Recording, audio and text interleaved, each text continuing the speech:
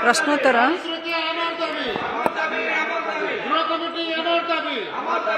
माननीय उपमुख्यमंत्री तरफ अधिकार प्राप्त मंत्री गृह निर्माण और पौर परिषद। माननीय बाचस्पति महोदय, सरकार नूतन शीतल भंडार नीति अनुसार उद्योगी माने उपखंड तथा ब्लॉक स्तर में शीतल भंडार प्रतिष्ठा करि पारिबे। जाजपुर भली मान्यवर जो जाजपुर विधायक अमर कुमार नायक महाशय पचारि जाजपुर भली सब डिविजन रे गुटे रु अधिक हो पार ना नहीं। जाजपुर भली गोटे सब डिविजन थिबा जिल्ला रे एकाधिक शीतल भंडार पई आग्रही उद्योगी प्रस्ताव आसिले ताकू विचार को निया जिवो।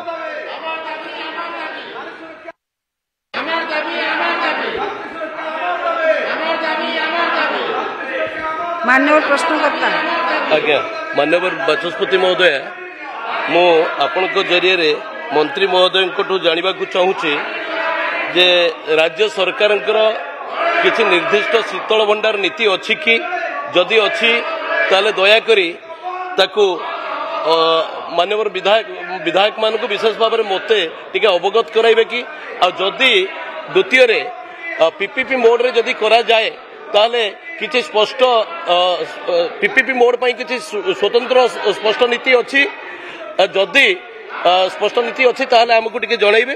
तृतीय रे जो माने आगुरु करिथिले एवं सेमानकर बंद ही पड़ी इलेक्ट्रिफिकेशन कारण बा तांकर बकेया सरकारी अर्थ जोगु ताकू पुणी पुनः चालू करबा पई किछि निर्दिष्ट नियम अछि कि? मान्यवर विधायक मान को अनुरोध निज स्थान ग्रहण करंतु। मान्यवर कांग्रेस दलर विधायक मान को अनुरोध निजर स्थान ग्रहण करंतु।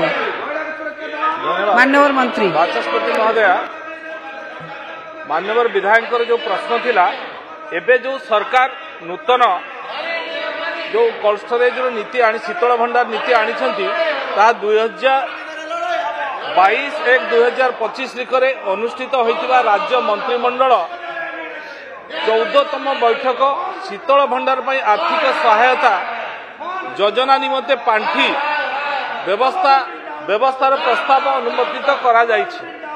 शीतल भंडार पई आर्थिक सहायता योजना सरकार 58टी उपखंड तथा 58टी सब डिविजन रे अति कम रे गोटिए करी शीतल भंडार निर्माण होई परिबो। जदि कोठी अधिक आसे ता पई कोनोसी प्रतिबंधक नाही। पीपीपी मोड रे हेबो, तेणु अधिक आसिले मध्य सरकार ताको विचार को नेबे।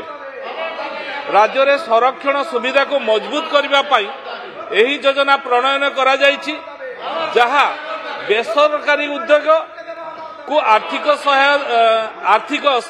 संभावना दृष्टि शीतल भंडार नथिबा स्थान रे शीतल भंडार स्थापन करने को उत्साहित करा जिवो। एही योजना सुपरिचालना निमंते 5 वर्ष अवधि तथा 2025-26 रु 2029-30 पाई 252 कोटी टंका एथर बजेट रे रखा जाई अछि। एही योजना रे शीतल भंडार निर्माण पाई स्थायी पुंजी व्ययर 60% सर्वाधिक 6.50 कोटी माने जोटा अधिक हम सेटा तांको दिया जाय पारिबो। टंका सब्सिडी रे सूचना सब्सिडी यथा अनुसूचित जाति, अनुसूचित जनजाति, महिला, तृतीय लिंगी हिताधिकारी एवं अनुसूचित अंचलर हिताधिकारी को प्रदान करा जिवो। सेहीपरि स्थायी पुंजी व्ययर 50% सर्वाधिक 6 कोटी टंका सब्सिडी अन्य हिताधिकारी मान को प्रदान करा जिवो। ए प्रकार व्यवस्था एथर सरकार रखिचंती। एही योजना रे आउरी रहिची इंटरेस्ट, जो इंटरेस्ट बैंक रे तांको फिक्स स्ट्रक्चर ऊपर जो पड़ुची तार ऊपर एही योजना रे 60 पर्यंत सुध रे आर्थिक सहायता प्रदान करा जिवो। 6% पर्यंत सुध रे तांकु सहायता दिया जिवो। यथा सेइथरे स्टेट रो रहिबो 3% एवं सेंट्रल गवर्नमेंट रहिबो 3%। शीतल भंडार यूनिट गुड़िक सूक्ष्म क्षुद्र और मध्यम उद्योग एमएसएमई विभाग सीएम माननीय मंत्री आपण उत्तर देदेवे प्रश्नकर्ता को ए गृहर माननीय मंत्री उत्तर आपण ले कर देबे। ए गृहर कार्य मध्याह्न 12 घटिका पर्यंत मुलतवी रहिला।